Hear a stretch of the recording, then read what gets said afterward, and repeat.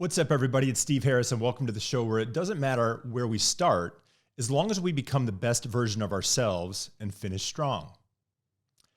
So what if I told you I know exactly why you fail? What would you say to me? How would you feel about that?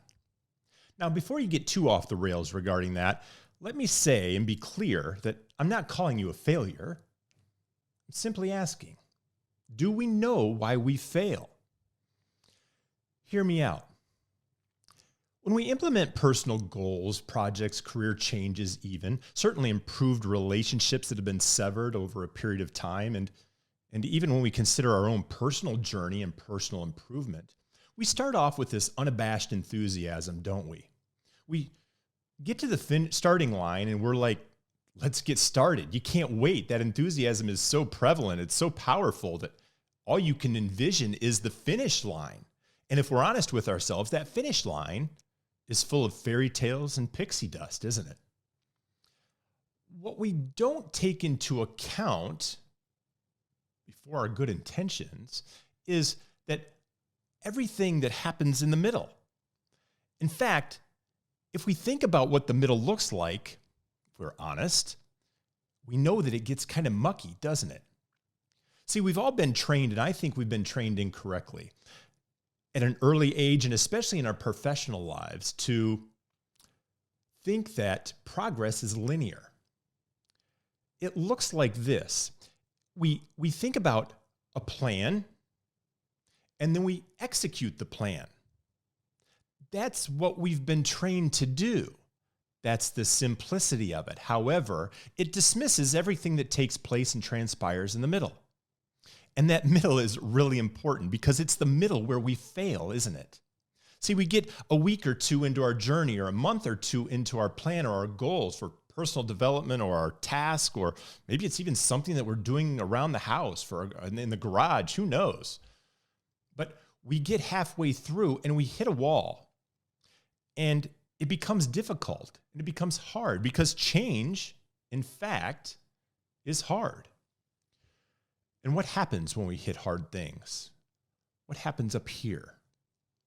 Do you hear that voice inside your head that tells you you're not good enough? That you're not worthy, that you never should have started in the first place?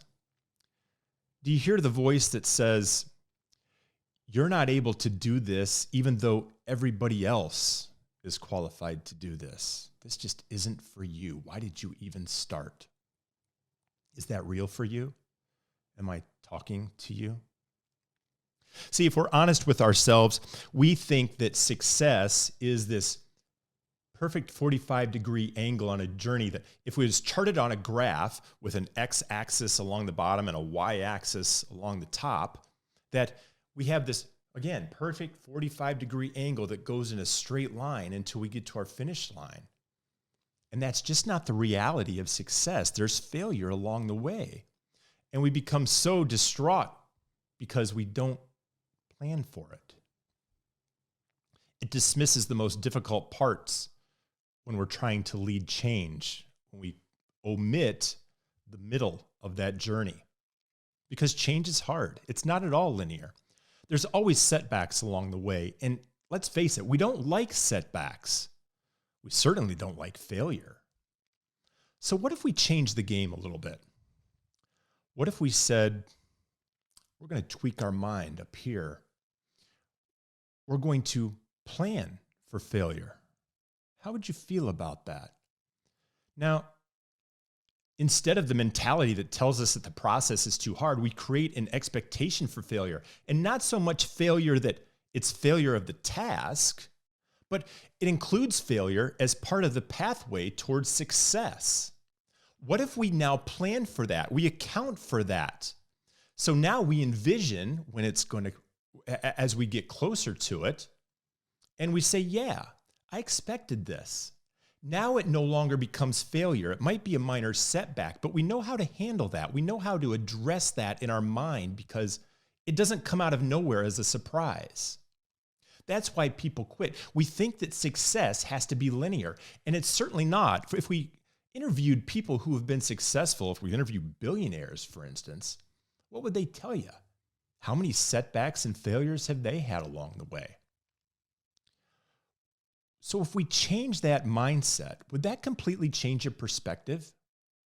Would that allow you to get out of bed each day and certainly attack the day with a little more vigor and a more enthusiasm? Would that encourage you to take on harder tasks? I would suggest that it does, because now when we get into the middle of our goal, we welcome that failure because we knew all along it was part of the pathway to our journey.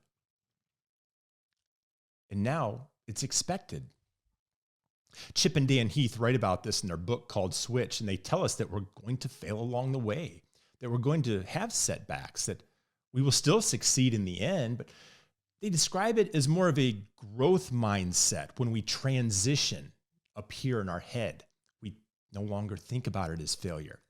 It becomes now a buffer against defeatism, that plan, that expectation.